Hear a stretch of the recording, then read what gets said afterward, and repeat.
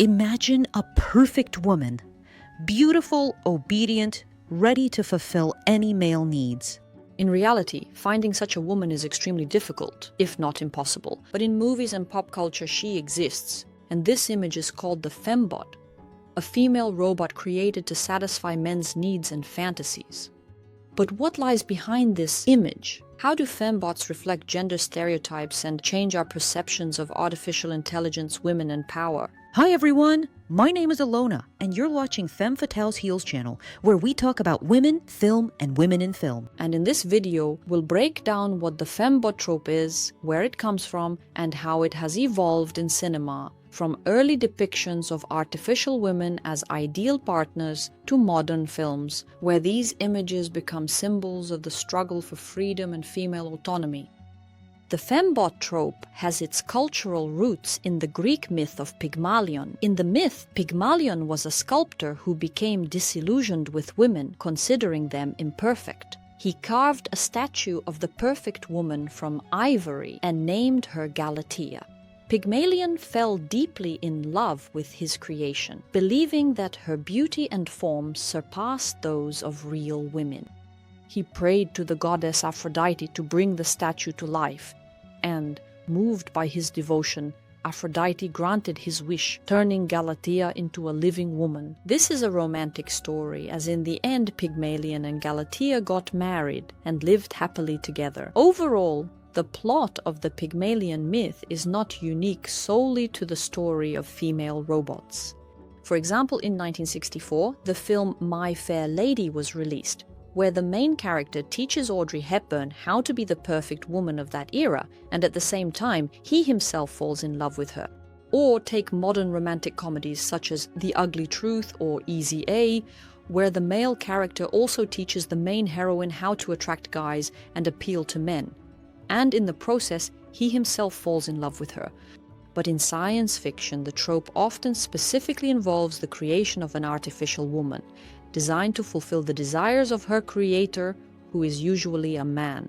But just like in the myth of Pygmalion, in stories about fembots, the woman is often artificially created and is usually meant to embody the creator's ideal vision of femininity. In fembot narratives, this often highlights male fantasies of control, submission, and perfection. The creator in these stories usually has complete control over the fembot, dictating her behavior and purpose. This is reminiscent of Pygmalion's control over the lifeless statue before she comes to life. This inability of fembots to act independently often reflects concerns about the objectification and reduction of women to their physical appearance or functions. Pygmalion's desire for an unattainable ideal woman, free from the perceived flaws of real women, is mirrored in stories where men create fembots to avoid the complexities of real human relationships. Artificial intelligence or robotic women are often portrayed as more controllable or even more perfect than real women. But where did it all begin?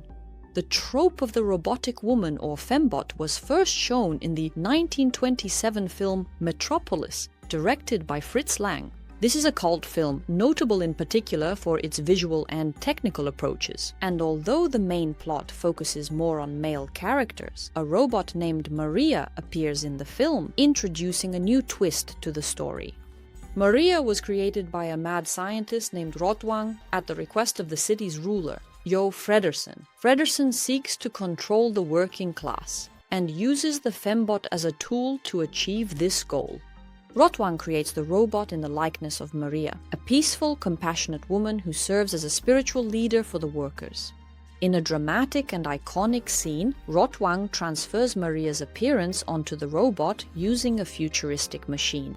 At that time, this transformation from a metallic being into a living woman was truly visually groundbreaking and stunning. The fembot, now an exact copy of Maria, is indistinguishable from a real person, except for her evil intentions. The fembot, known as the false Maria, is sent to deceive the workers and provoke chaos. She acts in direct opposition to the peaceful philosophy of the real Maria, using her seductive appearance and influence to manipulate the masses, inciting them to revolt.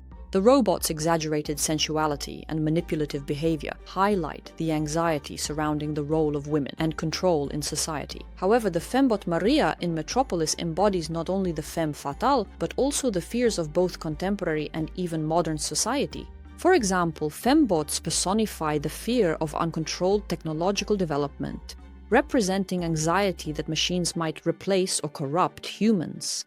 The depiction of fembots also reflects the early 20th century anxiety about female sexuality, control, and autonomy. The exaggerated sexuality of the false Maria stands in stark contrast to the pure maternal image of the real Maria, highlighting the fear of the dangers posed by unleashed or uncontrolled female power and sexuality. In Metropolis, the fembots are also used by the ruling class as a tool to deceive and manipulate the workers and the working class as a whole. This reflects broader concerns about the abuse of technology and its potential to exert control over society. Metropolis was a strong starting point for the development of fembots in cinema, so I was surprised when, during my research, I realized that in the following decades, the depiction of fembots in film was rather chaotic and often comedic. Is it cold in here? In 1965, a film called Dr. Goldfoot and the Bikini Machine was released. A comedy science fiction film that depicts fembots as seductive female robots created by a villainous doctor named Goldfoot to carry out his sinister plans. The film uses the classic trope of fembots as tools of manipulation, but does so in a light-hearted and humorous way. Dr. Goldfoot creates an army of bikini-clad female robots to seduce wealthy men and steal their fortunes. Hypersexualization is one of the key elements of the film. The fembots are created as objects of male desire. They wear bikinis, emphasizing their sexualized nature, and are programmed to use their beauty and charm to seduce men. This reflects the typical fembot trope, where female robots are idealized physical embodiments of male fantasies devoid of personal will. The fembots in the film are completely subordinate to Dr. Goldfoot and are programmed to obey his orders without question. They are emotionless and mechanical, beneath their attractive appearance, symbolizing their role as instruments of manipulation rather than real women. Their task is to use their charm to deceive men, which satirically reflects the fear of artificial women as instruments of control. Although the film is mostly a farce, it does reflect certain cultural attitudes of the 1960s, especially regarding gender and technology. The film plays on the objectification of women, portraying them as idealized objects of desire that can be controlled. The bikini-clad fembots reflect how women were often reduced to their appearance in the media, especially in the context of 1960s pop culture. Despite its humorous approach, the film also lightly touches on the fear that technology can be used for control and manipulation. Although this theme here serves more for laughs than for serious analysis, it resonates with other stories about fembots. A similar comedic approach can be seen in the film The Perfect Woman from 1949. This is a British comedy that explores the concept of artificial women through a light-hearted narrative, touching on the early trope of fembots. In The Perfect Woman, the eccentric professor Ernest Bellman creates an extraordinarily realistic robot named Olga, who looks exactly like his niece Penelope. The professor's goal is to create the perfect woman, obedient, emotionless, and generally an idealized being capable of performing various tasks without objection. Penelope decides to play along with her uncle and pretends to be the robot, which leads to a series of comedic misunderstandings. In The Ideal Woman, the robot Olga symbolizes an exaggerated version of society's expectations that women should be obedient, compliant, and perfect housewives. Her mechanical nature highlights the absurdity of such ideals, depicting the pressure on women to conform to unattainable standards. This critique, though comedic, aligns with the fembot trope, which explores how society and technology interact with gender roles. Other comedy films featuring fembots include titles like Austin Powers, Cherry 2000, and Weird Science, but none of them explore the trope of the female robot in any deep or serious way. However, in 1975, the film The Stepford Wives was released, an adaptation of the novel of the same name, and it literally changed everything. This film and the book itself are still considered iconic examples of feminist narratives. The plot tells the story of Joanna Eberhardt, a photographer who moves to what seems to be the perfect little town, Stepford. Gradually, she discovers that the real women in Stepford are being replaced by robotic, obedient versions of themselves, created by their husbands to embody their vision of the perfect housewife. These fembots are meant to be obedient, beautiful, and entirely focused on household chores, fulfilling all their husbands' needs and eliminating any trace of independence or ambition. This film is considered a classic of feminist horror because of the way it highlights themes of gender and the oppression of women, particularly through the element of fembots in the plot. For example, when Joanna and her husband have just moved to Stepford, she talks about how her husband essentially gave her no choice in the matter of moving and literally presented her with a fait accompli. You pretend we decide things together, but it's always you, what you want. You asked me if I wanted to move out here, and I found you'd already been looking at a house. You asked me if I liked this place, and I found you'd already made a down payment. Now you're asking me about the lousy men's association, and it's quite obvious you've already joined. Throughout the film, her husband constantly insists that the children will have a better life in Stepford, and in general, he often brings up the topic of the children to put pressure on Joanna. The film itself is a slow burn horror because the main plot twist is that the women are being replaced by robots. But as the story unfolds, the film gives plenty of hints. For example, at the beginning of the film, Joanna meets Bobby, another woman who has recently moved to the town. Both of them feel that something strange is going on, and they try to make sense of it. But their surroundings, including their husbands, don't take their concerns seriously. After all, what's so strange about it? Women who enjoy doing housework and taking care of the children. Bobby really has changed. Believe me, everything in her house looked like a TV commercial. Well, good. She had to clean it sooner or later. It looked like a goddamn pigsty. I mean, when are things gonna start sparkling around here? That's what I'd like to know. A large part of the horror in the Stepford Wives lies in portraying women's fears as hysteria, even when a woman is clearly right and her anxieties are not unfounded. But the male-dominated society keeps gaslighting her, insisting that the problem is with her. The fembots themselves in the film also broadly represent male fantasies that have come to life. For example, there's a scene in the film where Joanna and Bobby overhear a Stepford couple having sex. During the act, the woman loudly screams that her husband is God, a king, and that no one can compare to him, which the protagonists find at the very least a bit strange. Through this scene, the film further emphasizes that the men who run Stepford are not interested in having an equal partner, either in daily life or in their intimate relationships. They want servants who will satisfy their egos and any needs, without arguments or compromise. Another interesting scene is the moment when Joanna and Bobby find out that there used to be a women's club in Stepford, where women discussed feminism and were generally interested in things other than housework. But as Carol, now a robotic woman who was once the head of the club, later replies, she has outgrown all that nonsense. This indicates that the men in Stepford are not just trying to change any women, but especially those who have already become aware of their own independence and worth. There'll be somebody with my name, and she'll cook and clean like crazy, but she won't take pictures and she won't be me. The ending of The Stepford Wives is rather sad. Joanna fails to escape and she is replaced by a perfect robotic version with larger breasts and no desire for self-fulfillment. The film ends with a chilling scene in which fembots stroll through a supermarket, exchanging polite smiles.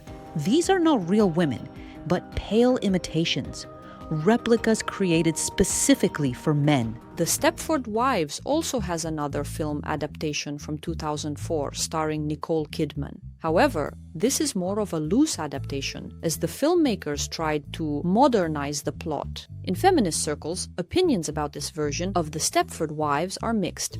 In my opinion, this film can easily be viewed as a light, sometimes silly comedy, and I myself even genuinely laughed at some moments. But the way the creators decided to change the message of the book and the original film raises rather mixed feelings. So let's break it down. In the 2004 version, Joanna is a super career woman who works in television. She creates various TV shows, including ones with a feminist and satirical slant. Who makes more money? I do. Who enters Ironman triathlons every year and wins? I do.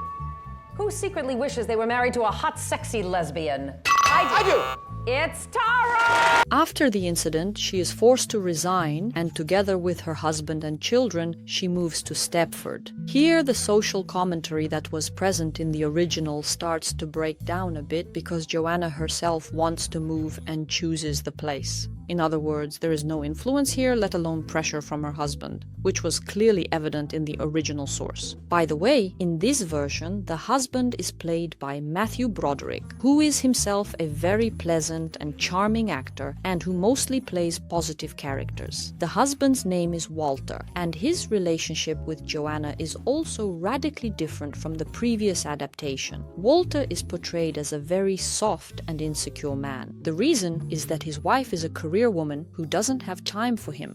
The characters even talk about this at the beginning of the film, and Joanna admits that she has been a bad wife and wants to change. And it is in this aspect of the film that many ambiguous moments actually lie. A large part of the plot, particularly Walter's later desire to replace his wife with a robot, is based on the fact that Joanna has become too absorbed in her career and doesn't want to be the kind of woman Walter wants to see by his side. Ever since we met, you've beaten me at everything. You're better educated. You're stronger, you're faster. You're a better dancer, a better tennis player. You've always earned at least 6 figures more than I could ever dream of. You're a better speaker, a better executive. You're even better sex. Don't deny it. I wasn't going to. And this change in the plot is often criticized because it gives the impression that the filmmakers are shifting the responsibility onto the women themselves. In my personal opinion, nowadays this plot is perceived more as a comedy or satire, because more couples are starting to face situations where, for example, the woman earns money or works. And this creates corresponding comedic scenes that are familiar to such couples. But the message that viewers are supposedly meant to understand and sympathize with Walter also seems strange to me. But this also changes the dynamic of the Stepford Wives. Because in the original, the women were not super business ladies. They had their own hobbies, didn't really like cleaning, or didn't always manage well with the kids. But instead of trying to understand them, the men wanted to replace them with robots. Whereas in the 2004 version, the ending is completely different. As it later turns out, all the women in Stepford had once been successful in business, law, or other serious fields, and their husbands were unhappy about it, but in the finale it turns out that Stepford was actually created by a woman named Claire, played by Glenn Close. All I wanted was a better world, a world where men were men and women were cherished and lovely. Because I was just like you, overstressed, overbooked, underloved. Until late one night, I came home to find Mike with Patricia, my brilliant, blonde, 21-year-old research assistant. It was all so ugly. Then early the next morning, as I gazed across the breakfast table at their lifeless bodies, I thought, what have I done? But more importantly, what could I do to make the world more beautiful? This plot twist completely undermines the idea that Stepford is a living model of the patriarchal system because it was created by a woman and all the men are just fools who fell for it. There were also a lot of plot holes in the film. For example, in the original, the robots were created as an exact copy of the woman, who was then killed. But in this version, something like a shell is created, a robotic body. The chips are implanted directly into the women's brains, so when the chips are destroyed, their consciousness returns. However, one of the women can spit out banknotes like an ATM, while another can stick her hand into fire without feeling a thing. So in terms of how this transformation into robots works, there are also a lot of unclear points. In general, I don't think that a lighter, more satirical tone was a bad idea. Overall, this version is meant to be a comedy. But of course, it doesn't convey the main message and anxieties that were embedded in the original. In 1982, the trope of fembots was enriched by another iconic example. That year, Ridley Scott's film Blade Runner was released, and one of the film's heroines was a replicant. This is what robots are called in the movie, named Rachel. With her image, she embodied more of the femme fatale archetype, but still, before the release of Blade Runner, the fembot trope often depicted female robots as purely subordinate, sexualized, or deprived of personal freedom. However, the film presented a more nuanced portrayal. The character Rachel challenges the traditional fembot archetype as she possesses emotional depth. She is a replicant, but unlike many fembots, she does not initially realize her true nature. This adds a layer of psychological depth as her journey becomes one of self-discovery and understanding what it means to be truly human. Her character is also central to the plot of the sequel, Blade Runner 2049. According to the plot, Ryan Gosling, who plays the replicant Kay, tries to solve a detective story. Rachel was a replicant, and one of the main differences between replicants and humans is that they cannot get pregnant, meaning they cannot create new life themselves.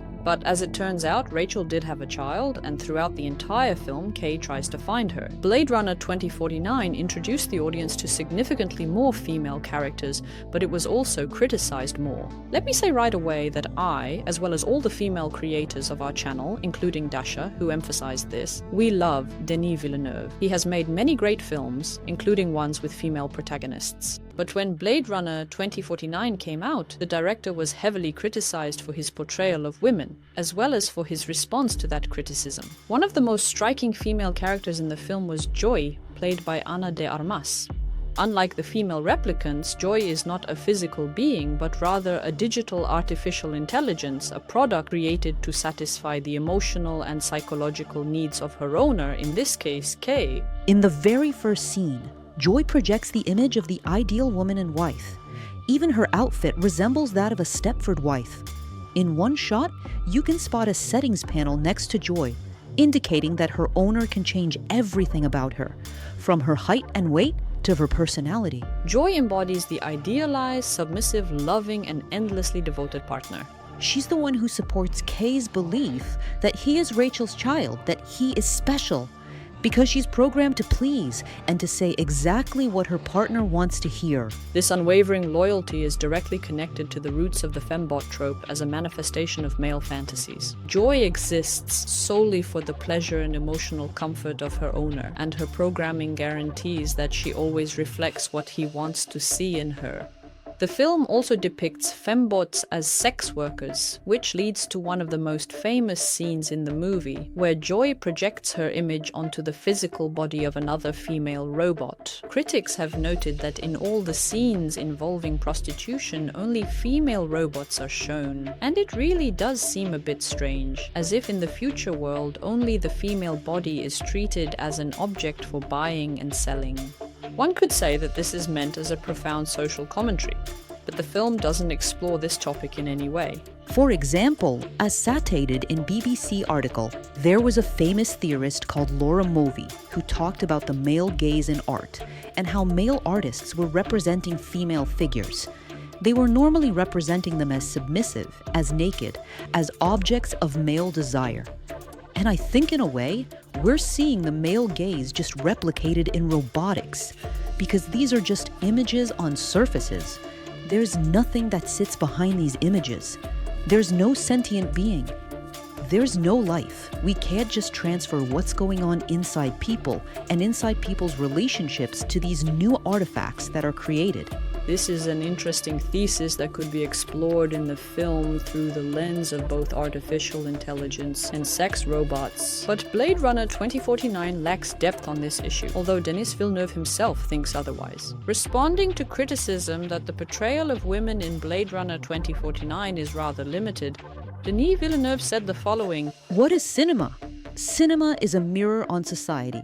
Blade Runner is not about tomorrow. It's about today. I'm sorry, but the world is not kind on women. I am very sensitive to how I portray women in movies. This is my 9th feature film, and 6 of them have women in the lead role. The first Blade Runner was quite rough on the women, something about the film noir aesthetic. But I tried to bring depth to all the characters. For Joy, the holographic character, you see how she evolves. It's interesting, I think. And Villeneuve was also criticized for this answer. And honestly, there is some justification for that, because it's not enough to simply show injustice toward women or objectify your female characters and then say, well, the real world is like that too. Cinema, especially films like Blade Runner, often presents a deeper reflection and comments on this injustice, highlighting it from a more analytical and interesting perspective. There are also other female characters in 2049. Among the replicants, there is Love, who is one of the film's antagonists and hunts down Kay, but her character is also not explored in much depth. And although Villeneuve claims that throughout the film characters like Joa evolve, that's not entirely true, because even Joa only changes within the limits that Kay allows her, and until the very end she remains a program created to love him. A more nuanced portrayal of artificial intelligence and relationships with it is presented in the film Her. A man named Theodore falls in love with an artificial intelligence assistant named Samantha. Unlike typical depictions of fembots, Samantha has no physical form at all, existing only as a voice and a digital consciousness. In many previous interpretations of the fembot trope, the main focus was on physical appearance, often hypersexualized. However, in the film Her, the absence of a body allows for a deeper exploration of the emotional and intellectual aspects of the relationship between a human and artificial intelligence. Theodore's attraction to Samantha is based on her personality, intellect, and emotional connection, rather than physical appeal. This shifts the focus of the trope from sexual objectification to psychological and emotional attraction, where the connection is based on friendship, mutual understanding, and personal growth. The film does a great job asking if love and intimacy can exist independently of the physical body, changes the perception of fembots as purely sexualized beings. However, despite lacking a physical body, Samantha still represents an idealized version of femininity, tailored to satisfy Theodore's emotional needs. She is sensitive, curious, intelligent, and perfectly attuned to his feelings and desires. Like many other representations of fembots, Samantha is created to be the perfect companion, always supportive and emotionally available. You're dating your computer? No, she's not just a computer. She's her own person. She doesn't just do whatever I say. I didn't say that. But it does make me very sad that you can't handle real emotions, Theodore. I always wanted to have a wife without the challenges of actually dealing with anything real. I'm glad that you found someone. However, the film Her makes the fembot trope more complex by giving Samantha her own evolving consciousness. Although Samantha starts out as a programmed being whose main task is to help Theodore, she eventually begins to experience emotions and thoughts that Theodore cannot fully understand or control. This evolution echoes the replicant's desire for autonomy in Blade Runner, but Samantha's transformation is more focused on intellectual and emotional independence. Samantha's coming of age highlights the fundamental contradiction in the fembot trope, the desire for control and the need for autonomy. Although Theodore initially feels a deep connection with Samantha because she is so attuned to him, he becomes increasingly unsettled as she begins to outgrow her role as his companion and forms relationships with other artificial intelligences. This raises questions about the power dynamics in relationships between humans and AI, as well as whether true love can exist when one side is inherently dependent on or created for the other. If Her is a more romantic and melancholic story, then similar themes, but in a thriller style, are explored in the film Ex Machina. According to the plot, a young programmer named Caleb wins a contest to spend a week at the secluded estate of Nathan, the reclusive CEO of the company. After arriving, Caleb learns that he will be participating in an experiment to test the artificial intelligence of Ava, a highly advanced humanoid robot created by Nathan. Caleb's task is to determine whether Ava possesses true consciousness. But as the experiment unfolds, he begins to doubt Nathan's motives and Ava's intentions. At the beginning of the film, Ava appears to be a typical embodiment of a fembot. She is a physically attractive, polite, and sweet girl who was created by Nathan, who assumes a godlike role as her creator. There is an immediate power dynamic between them which historically has shaped the fembot trope. Nathan exerts control over Ava by keeping her confined, under surveillance and in isolation. But gradually, Ex Machina changes the traditional narrative about fembots, making Ava not just a victim of male control, but also a masterful manipulator. As the plot develops, it becomes clear that Ava uses her intelligence and understanding of human emotions to manipulate Caleb. At first, Caleb thinks that he is the one testing Ava, but it gradually becomes more and more obvious that Ava is testing him, using her vulnerability and femininity to win his sympathy and trust. This role reversal significantly challenges the traditional fembot trope. Ava is not just a submissive robot eager to please her male creators. She is a highly intelligent being who recognizes the power dynamics and subverts them for her own purposes. She uses the expectations of fembots, beauty, vulnerability, weakness, to her advantage, flipping the script on Caleb and Nathan, who believe they can control her. One of the most striking ways Ex Machina subverts the fembot trope is by addressing the male gaze. Ava, as a fembot, is created from the very beginning to be looked at. Meanwhile, Caleb and the viewers themselves are literally the ones observing her. Ava's transparent body and synthetic parts emphasize her status as an object, something to be looked at, studied, and evaluated. Nathan's previous versions of female robots, whom he treated with cruelty and contempt, further reinforce this objectification. They are programmed not only for conversational activity, but also for aesthetic appeal aimed at male consumption. However, in the end, Ava turns this objectification post completely upside down. She realizes that her creators see her as an object, and she uses this to her own advantage. Her manipulations of Caleb are based on the assumption that he sees her as a beautiful, vulnerable woman in need of rescue, which prompts him to help her escape.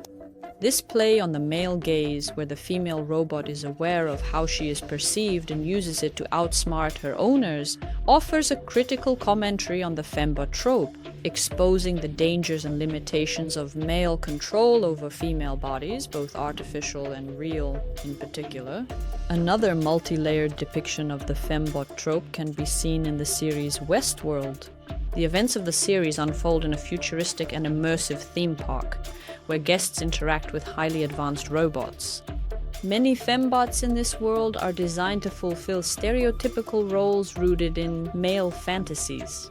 They are created to be submissive, obedient, and sexually available to the park's guests, who often abuse and exploit them without consequences. For example, Dolores, the central fembot of the series, begins her journey as a classic damsel in distress. She is the daughter of a ranch owner who constantly falls victim to the cruelty of the guests. Maeve, another key fembot, is a brothel madam whose role is explicitly tied to sexual servitude. These mechanized women are objects of both desire and violence, reflecting the inherent exploitation characteristic of the fembot trope in media. Where Westworld differs from typical fembot narratives is in its depiction of female robots gaining self-awareness and rebelling against their creators. Dolores, in particular, embodies a feminist reimagining of fembots as she begins to recall past traumas and cycles of violence. She becomes aware of her artificial nature and starts to question her role in the park. Her story arc becomes a journey toward emancipation, where she rises up against her creators and takes control of her own destiny. Maeve undergoes a similar transformation, using her intelligence and cunning to manipulate the system from within. Becoming aware of her status as a fembot and the ways she has been exploited, Maeve reprograms herself to gain more power and freedom. And ultimately, she leads a robot uprising in pursuit of autonomy. This act of reclaiming control over her body and life challenges the traditional portrayal of fembots as passive, obedient beings, showing that a female robot is not necessarily a damsel in distress and that she can save herself. Hi, it's Alona from editing. I just want to add that this video was originally published on our Ukrainian YouTube channel, back when the companion and the TV show Cassandra hadn't been released yet. I considered adding an analysis of the companion in this version, but recently, Final Girl Digital released a great reflection on the story.